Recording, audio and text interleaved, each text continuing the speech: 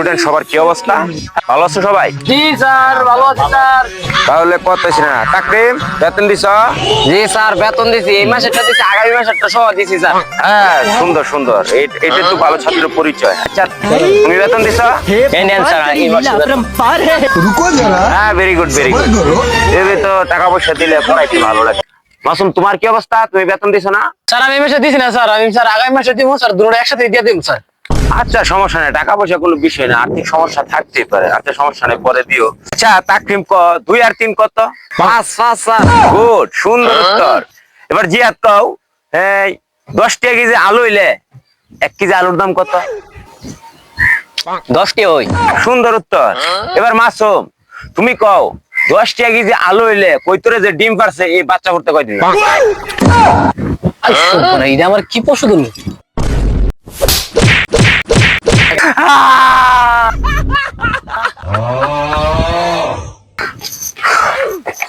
হ্যাঁ তাকরিম, তুই ক 10 টাকা থেকে 3 টাকা গেলে কয়টা তাহে? 60 টাকা sir. Very good very good.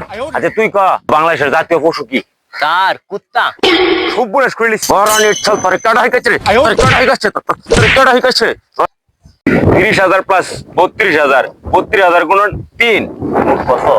এটা কি কো? আমি তো কেমনে কো? আমার কাছে 100 বার গাড়ি এইটা বস।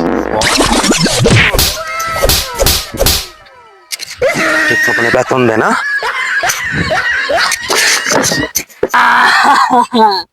স্যার আমি এই তাকরিম, তোর বাবার নাম কি রে? মোশাররফ মিয়া। এই মাসুম, তুই ক একটা ঘরের মধ্যে 80টা পাল্লা, সারাটা ঘরের ভিতরে 80টা ধর না, তাহলে তুই ক দীপ দলের এক্স গার্লফ্রেন্ডের নাম কি? স্যার এইটা প্রশ্ন তো করেন স্যার, আমি কেন উত্তর দেবো স্যার? আরেকবার এক্সাম্পল নাম স্যার, আমি কেন করি স্যার?